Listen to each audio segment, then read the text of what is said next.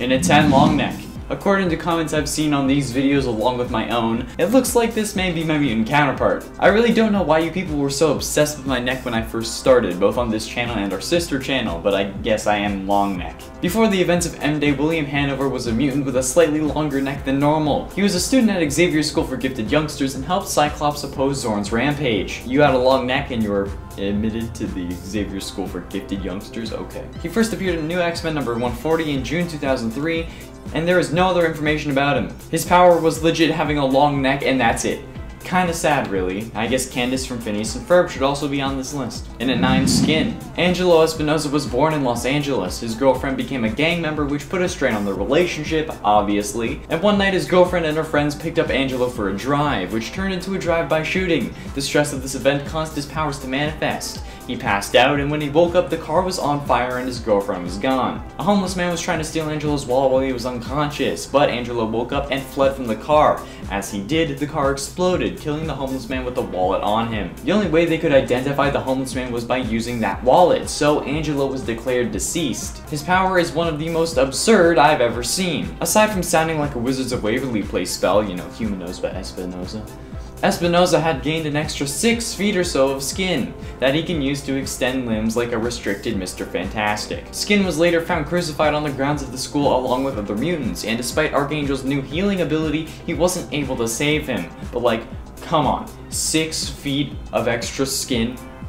That's dumb. And a Nate Maggot. This one has to be the most confusing of the bunch. The kid known as Japeth, if I even said that right, was tortured by terrible stomach pains and required special food. He was told by doctors that his pains were caused by cancer, so in an effort to save his family money on medical treatment, he left his small African village at 12 years old to commit suicide. He ended up being found by Magneto, who helped him uncover the true nature of his pain. 2 slug-like creatures that lived in the boy's guts that acted like his digestive system. After Magneto got revenge for Maggot's father's death, Maggot was horrified by his actions and didn't join Magneto's cause. Sometime later, he ended up seeking out Magneto in an attempt to get him to help Maggot master his power, his slugs. He had named them Eenie and Meanie, and they work as his digestive tract, meaning he will essentially vomit them out and let them hunt. They will find food, eat it, and then return to Maggot, giving him all the nutrients from that food after he's like swallowed them back up. Since Maggot cannot eat proper food on his own. Yeah. It's weird, gross, and disgusting, but oh well. That's why it deserves to be on this list. And at 7, Ugly John. What kind of name is this? Ugly John? What kind of rude as hell, kind of rude ass name is that? I mean, sure, his only ability is having 3 faces that aren't all appealing to look at, but do you really need to put that in a name? You know what? I'm changing his name. My headcanon will forever be just John. You know what? Let's change it right now, alright? And at number 7, John. There. That's better. This guy got captured by the Wild Sentinels and was critically injured, and he was killed by Cyclops in an attempt to end his suffering. Because of the pain, or because of the faces? And at 6, GLOB HERMAN. Look, trained mercenaries or villains know where to shoot or stab you. Some trained individuals know where to stab you to make it look like you're dead but not actually kill you. But it's a general rule of thumb, you know, shoot to kill, aim to thrill, or aim for the head and right in the chest. Well, what if you had transparent skin so the villains knew exactly where to put each bullet or knife to avoid your bones? Well, there you have GLOB HERMAN's power. His real name being Robert Herman, he probably took one of those memes that's like your stripper name is the color of your shirt and the last dessert you ate, but it was like your superhero name is the last thing you wrote on backwards plus your last name. And boom! Blog backwards Herman was born. Blog backwards is GLOB, so. And at 5, Gold Balls. Fabio Medina was a mutant whose powers manifested after the war between the Avengers and X-Men. After he was the victim of a robbery, his powers manifested. Powers that include the ability to produce gold balls from any part of his body. These balls can also vary in size. They emit a poink sound every time they hit a surface and seem to be able to bounce. If that's not weird enough, it was later discovered that the balls that Fabio produces are in fact unfertilized eggs. I'm assuming human eggs because, you know, he's a human, but he's also a male, so it confuses me. He currently goes by Egg after joining the Five, where he helps Kuroko revive dead mutants. I'm assuming he's using these human eggs he produces. A giant human egg flying at you, do you know how terrifying that would be? Does it still have 32 chromosomes? Would a normal-sized swimmer be able to fertilize it? So many hard-hitting questions. And at 4, Zeitgeist. Look, puking is never fun, especially not after binge drinking. But while it may feel like acid in your throat, the stomach acid doesn't really burn through any non-organic material. Well, imagine vomit that may actually end up being able to digest corn. Well, let me introduce you to Zeitgeist, the most common mutant right now because he looks like he's wearing a surgical mask and we all need to be wearing one right now. He would have nightmares about a makeout session gone wrong after he ended up spewing acid vomit on a girl's face during a drunken day at the beach.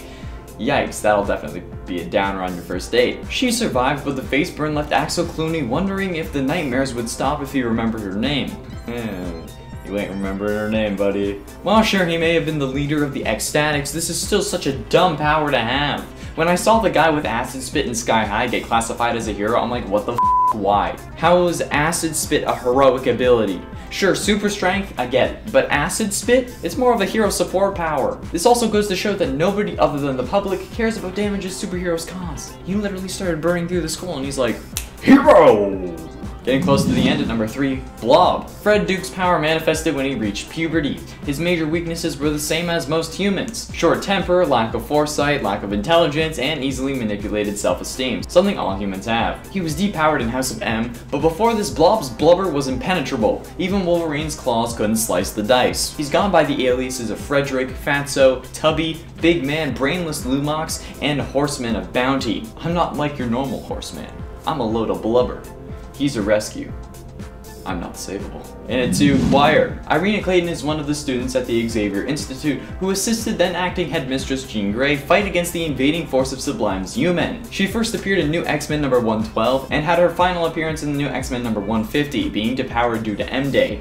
During her 3 years as a mutant, she had not 1, not 2, but 3 extra mouths on her neck. These powers enabled her to become the superhero version of Jeff Dunham, using these mouths to talk without moving her lips, thus confusing and disorienting her enemies. Having extra mouths on your neck? Are you kidding me? Confusing your enemies by talking without moving your lips.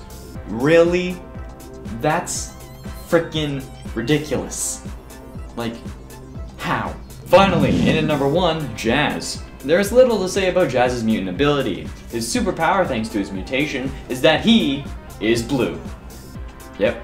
John Xander's dream was to be a rapper, but he wasn't very good. While in Mutant Town, he was a drug owner for one of the local crime lords who was selling Toad Juice, a drug made from the secretions of a mutant called Toad Boy. Even Toad Boy is more useful than Jazz. His only ability other than being blue is his ability to rap at a mediocre level. Same. This guy is nothing special, but what makes me mad about all of this is, and it should make you mad too, is the fact that he kept his powers after M-Day. Yeah, the mutant tag who can decide elections with one handshake loses his powers because he isn't useful enough, but the blue-skinned Eminem ripoff is able to keep his powers? No, not even powers, blue skin. He's probably as mad as I am about it, and you should be mad about it too. If he knows about it, that is. Number 10, Sonic Flight. Even with Sean Cassidy's accepted superhuman vocal stamina, this ability appears to be an odd one that doesn't really make a ton of sense. Banshee can produce a sonic scream, which he can use as a form of sonar, to injure those he fights with in battle and to shield himself or others, or disorient his enemies. Sure, that makes sense, but he also uses his sonic scream to fly, which would make sense if he were just using the ability to say, you know, fly up to the 2nd story of a building. But he has used this ability to fly longer distances as well, like over the ocean and stuff. However, in order to remain altitude and stay in the air, he has to keep screaming. So wait, how does he breathe?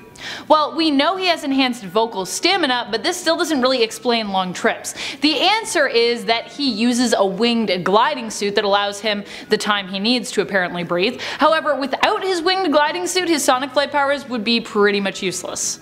So yeah, kind of a weird ability. Number 9, Tentacles. Tentacles. Not to say that tentacles are inherently bad, by the way, they aren't, but what they are is kinda random, especially in this case. The tentacles I wanted to talk about here were Callisto's random tentacles. Callisto never really had tentacles until the early 2000s, but where did they come from? After all, she was introduced in the 1980s without them, and they just kinda seemed to appear one day. Mask was to blame for this alteration to Callisto's look, though she still had her famous eye patch at the time. She's never lost that, by the way. Mask gave Callisto tentacles to torment her. After he was defeated once more, she decided to actually keep them instead of be changed back. Not because they were useful, but because she refused to bargain with Mask anymore, so She just decided to accept them. She was like, I'm cool with these tentacles. The super weird thing is, although they were not a mutation of her own, they still disappeared along with her powers during the events of M-Day. Huh? Number 8. Superpower manipulation. This is one that people can't seem to wrap their heads around because, well, it's just too overpowered, and why Hope Summers isn't utilized in the comics as often as someone of her power level could be, or maybe should be depending on your opinion. Superpower manipulation is a weird one because it basically isn't a power that has any inherent weaknesses attached to it. You can do whatever you need to with that power. The possibilities are pretty much endless. In giving Hope this power, they created something virtually undefeatable, but when we read comics, the struggle is what we usually most enjoy exploring and reading about. So from a writer and storyteller context, this makes Hope's power a hard one to feature and use in comics, which is why you might notice stories that involve her don't usually focus on her insane power set. Number 7. Unlimited magics. I feel like people often forget that Illyana Rasputin's real mutant power is teleportation. She's a teleporter. And yet we all get more wrapped up in her magical abilities, her soul sword. Magik actually only has such powerful magical abilities because she was kidnapped by Belasco when she was very little, which is pretty weird. Just because she was tied to Limbo through her teleportation powers, where Limbo is basically a stepping stone for her while teleporting, she now just has unlimited magical power? Huh?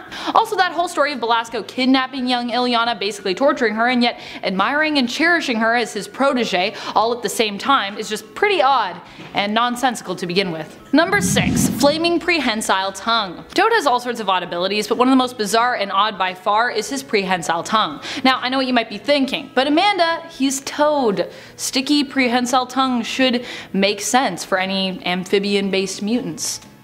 But what about when we decide to make it flaming? Yeah, I know, right? That's weird. That was an update that Toad's tongue saw in the comics. Why? I guess because it looks cool.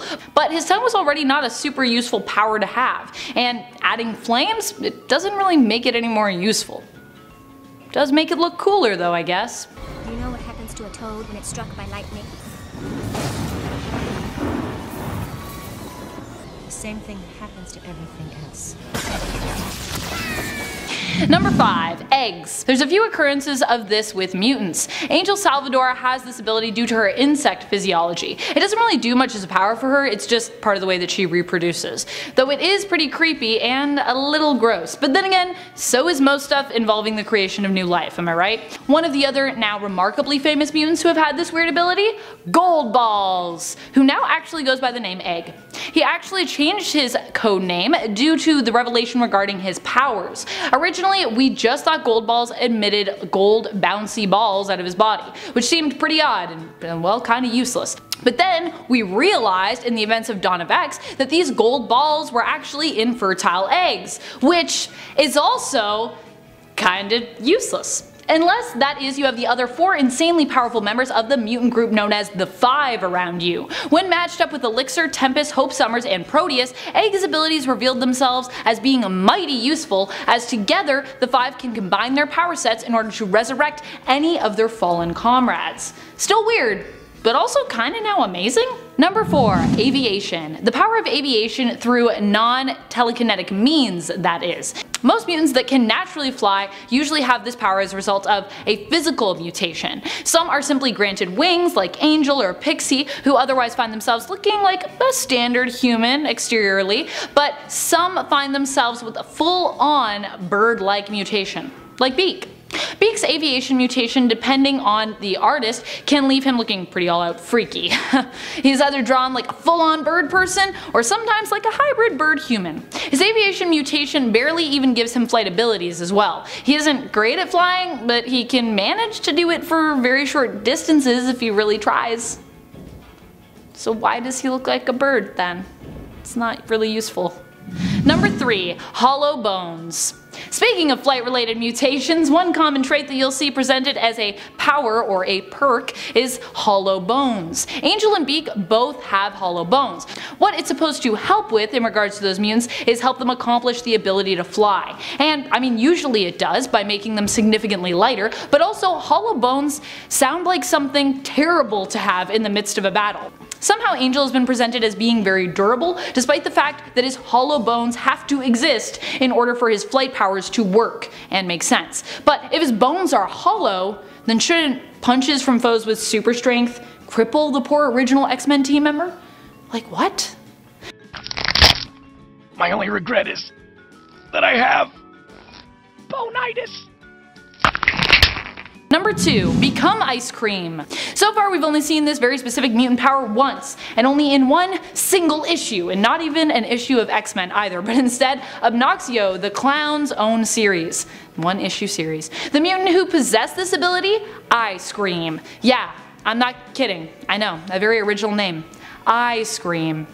Ice Cream used his abilities to infiltrate the X-Mansion, planning to put an end to the super team because their abilities made him feel ridiculous by comparison. I mean, I don't blame him. How he expected to accomplish this, however, with his power set being so useless, well, I have no idea. Number 1. Love Eyes. In all new Dupe, we gotta learn even more about Dupe's capabilities. Well, we don't really know what Dupe is still exactly. He has been a member of the X-Men, and hasn't been confirmed either way in regards to his mutant status, or, well, any other status for that matter. We don't know if he's an alien, or if he was made in a lab, or what's really going on with him. None of it's really fully been confirmed. What we do know is that he has a slew of insanely powerful and ridiculously cartoonish abilities.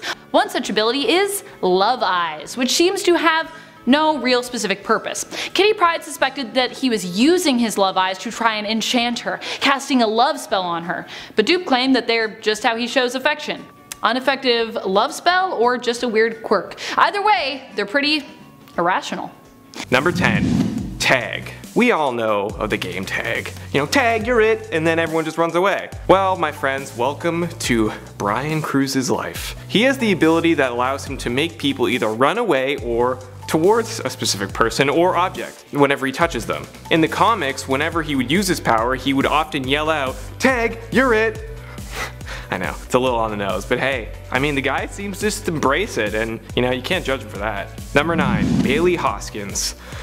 Oh, Bailey. Poor Bailey. You see, Bailey is a mutant that joined the X-Men. Bailey has the ability to detonate his entire body like a bomb, which, I mean, would really come in handy in a fight against other superpowered individuals. Now you're probably saying, David, if he's so powerful, why is he not a higher classification? Well, because he can only use his powers once. Yep, just once. See, he found out he happened to have this ability because of the X-Men. Technically, he could have gone through his whole life without knowing, and you would have never been able to tell he was a mutant, but he is, and he just can't use it or he'll die. So if one day he decides to use his powers, they would actually be really effective, and knowing that he could use it at any moment could be terrifying to an enemy. It's just the one-off that limits him so very much.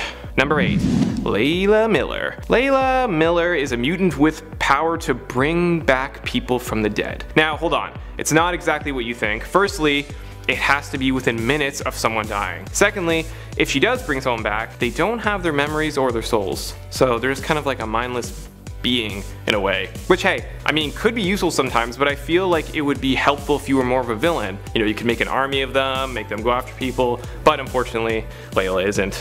Number 7. CYPHER. Douglas Ramsey, aka CYPHER, is a mutant with the ability to understand all languages, even ones from other planets. He can automatically pick up and understand it, even if it's the very first time he's ever even heard it. Now, that is a very useful ability to have. It would really come in handy, but it's not like, you know, it would necessarily help him in a physical battle. And you can also kind of see that he could have gone through his whole life not even knowing he was a mutant. Although, he did know, and his power did come in handy a few times in the comics. Number 6. Callisto. Callisto is a mutant with very enhanced senses. So her sense of smell, touch, taste, hearing, balance, and sight are all enhanced, you know, well beyond that of an average human. And honestly, it's a really cool kind of power to have, but at the same time it doesn't help a lot in a fight against, you know, some of the higher class mutants. But she's also a very skilled fighter, so that along with her abilities would make her a formidable foe against most people.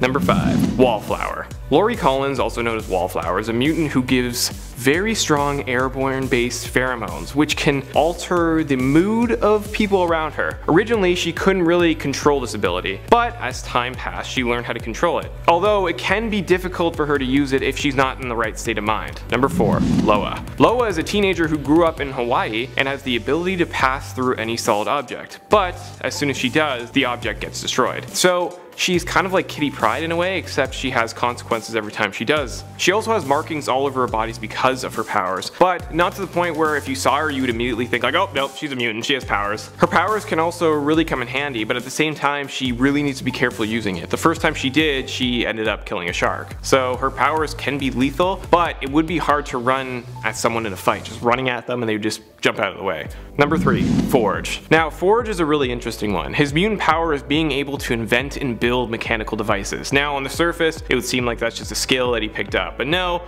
it's his power. See, it's not like someone being able to just go up and build something with, relative ease. Forge has mentioned that he can see mechanical energy. So he's able to just go up, build, design, conceive, operate technology and weapons that, would otherwise take someone years and years of research to accomplish. Whereas Forge can do that in a matter of minutes. Number 2, Domino. Domino has the power of being very, very lucky. Now, she is aware of it, but you can see how someone might not have been. Some people would just assume that they just were, really lucky. Like getting a job even though, you didn't have the right qualifications, passing a test without studying, winning the lottery, etc. Like all that stuff. But since Domino is aware of it, she uses it to her advantage. Now, it's not like bad things can't happen to her, but depending on the scenario, it can usually go her way, and since she's aware of it, she's gotten a lot better at controlling that ability. Number 1, Ice Cream. Oh man, okay, I had no idea this guy even existed before today. Ice Cream is a mutant who has the ability to turn into any type of ice cream. And no, I'm not joking. He debuted in 1983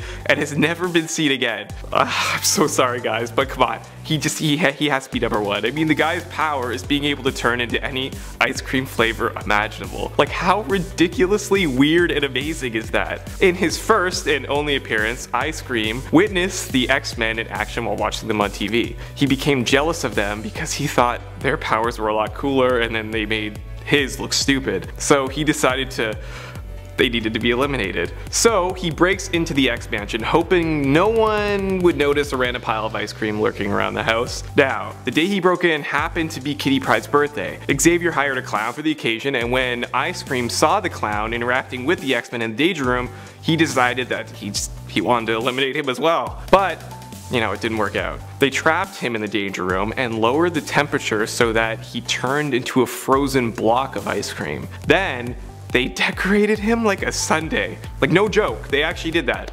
And then he was never seen again. I honestly really want to know what happened to him. Number 10, Brew. Brew is a unique mutant because of his alien heritage. He is part brood, part mutant. Brew was born with a mutation that allows him to feel compassion. So you might think that being born with compassion should not be considered a mutation or a superpower, but for the Brood race, it is. They do not normally feel such things, making them a devastatingly dangerous race when it comes to warfare. Being born with such abnormalities often results in the death of the mutated newborn, but because the population of the Brood was so low at the time, the Brood Queen actually allowed Brood to live, though he was abandoned, sadly. While his mutant ability might not seem strong in the conventional way, it makes him remarkably unique. Add in his genius intellect and you have both a fascinating and powerful mutant. Number 9, ALIYAH Bishop. ALIYAH is the daughter of Mutant Bishop from the alternate reality of Earth 41001. In that reality, Bishop and the Shi'ar Deathbird fell in love and had a child together, and this child was ALIYAH. We first meet ALIYAH in the comics traveling around space on the Starjammer spaceship. While she is mutant, we have yet to see her mutant abilities appear in the comics. However, based on what we know of generational mutant families, it can be assumed that her powers would be in the same wheelhouse as her father's and probably be similar to his, involving some kind of energy absorption or manipulation. Regardless, even without her mutant powers, she is fairly deadly, exhibiting skills in both armed and unarmed combat. ALIYAH is a skilled fighter, something she likely inherited from both of her parents. Number 8, Zakan. Zakan is part of Cadre K, a group of Skrull mutants similar to the X-Men. Skrull mutants who fight for mutant rights and equality with the same dream as Charles Xavier. In fact, they've even fought with Charles Xavier before. Zakan is therefore not just a shapeshifter, but also possesses the mutant power of telepathy and telekinesis. She can use her mutant powers to control minds, erase memories, create create illusions, and in dire situations, move objects. When she touched Rogue, it was shown that her telepathic powers were so great that she inadvertently boosted Rogue's ability to absorb memories, amplifying and mutating it. Number 7. ULTRAGIRL. ULTRAGIRL is Susanna of the Kree, or Susanna Sherman on Earth. They're spelled differently, but they sound the same. Much of her past remains a mystery. She is adopted and was raised on Earth, though the Kree kept an eye on her, as she was prophesied to bring great glory to the Kree Empire by defeating some of their greatest enemies. At least some of the greatest enemies of the pink-skinned Kree. In her own self-titled miniseries, ULTRAGIRL discovered that she was a mutant when a Sentinel attacked her, although at the time her powers had not yet manifested. Of her superpowers, we know that she possesses super strength, super speed, enhanced durability and agility. She also possesses a fairly strong healing factor, and like most part Kree superheroes, she can fly. Although oddly enough, flight is not a part of the inherent Kree physiology. So why so many half Kree can fly? I don't know. Number 6. Abigail Brand. We don't know where her father was from or who her mother is, but what we do know is that Abigail Brand is half alien, half human, and a mutant to boot, which she gets from her mother's side. She is known for being the tough, no-nonsense head of SWORD, an area of S.H.I.E.L.D. that is known for focusing on guarding the Earth against extraterrestrial threats. Her mutant power grants her the ability of pyrokinesis. She can heat up her hands and make contact with beings or materials, burning them or even burning through them. She can also control the level of heat that she emits. Her alien heritage also gives her a tongue that allows her to be able to speak alien languages that humans cannot. Number 5. Adam X. Adam X originally worked for Martin Strong, who gave him his name, as a hound rounding up mutants. A bloodhound. He is from Shi'ar but lost his memories about his past at some point during his time on Earth. In working for Strong, he found himself in conflict with the X-Force, who eventually convinced him to join them in taking Strong down and using his powers to defend mutants as opposed to track and catch them. Adam X's mutant powers allow him to electrically charge blood, causing his enemies to fry from the inside out. Ugh. He also has enhanced physiology due to him being a member of the Shi'ar race. Number 4. LIFEGUARD. Heather Cameron is half Shi'ar, half human, and all mutant. She first appeared in Extreme X-Men Volume 1, which is also the series wherein she learned of her Shi'ar heritage. Heather is originally from Australia, where she worked as a lifeguard. Her mutant powers grant her a sort of spidey sense and the powers needed to do something about that danger sense. When her life or another's is in danger, she senses it and is granted the powers needed to save that life. These powers also come with the knowledge of how to use them, so although she might not have experience with that power set, this will not hinder LIFEGUARD. Her codename is obviously both a nod to her profession and her power set. Her brother Davis, aka Slipstream, is also a mutant, but he was depowered following M-Day, whereas Heather was not. Still, we don't really know what she's up to now. Where did she go? Will she appear in Dawn of X? Number 3. Dupe. One of the most ridiculous and mysterious mutants, Dupe's origins are shrouded in mystery. It has been suggested that he was artificially created in a lab, or that he has either magical or cosmic origins, hailing from an alien planet or perhaps another dimension entirely. For our purpose, we are going to run with the mysterious alien heritage angle, which is plausible considering he is only able to speak in his own alien tongue. Despite not knowing what potential alien race he could belong to, we do know a lot about his power set. Dupe has the powers of resurrection, flight, has a genius intellect, can alter his size, and is capable of emitting psionic blasts. He has also shown that he is capable of using magic and breaking the fourth wall. In fact, his seeming awareness that he exists in comics allows him to also be a powerful teleporter. He can travel through space and time by moving between the margins within comics. I know, it's cool. It's a cool ability. Number 2. Sponge. Sponge is another member of the Cadre K, the Skrull mutant version of the X-Men. His powers allow him to absorb energy. He can then rechannel said energy through his body, using it to make him durable or blasting it back at his targets with concussive force. Beyond that, his powers also seem to let him absorb skills and talents as well when connected to other Skrull mutants via the member of the Cadre K Neuro, who can tap into and link the nervous systems of his teammates through touch. So we really are talking about all kinds of crazy types of energy absorption when we're talking about Sponge. Like, it's cool if you're not a pilot and you can be like, now I know how to pilot a ship. I don't know why I did a weird voice for that. That's probably not what Sponge sounds like. But maybe it is, who knows. Number 1. Gaia. First appearing in Generation X Volume 1 Issue 37, she was found in an alternate reality in the Citadel of the Universal Amalgamator at the end of time, which was created with the intent of smooshing together all sentient beings' consciousness.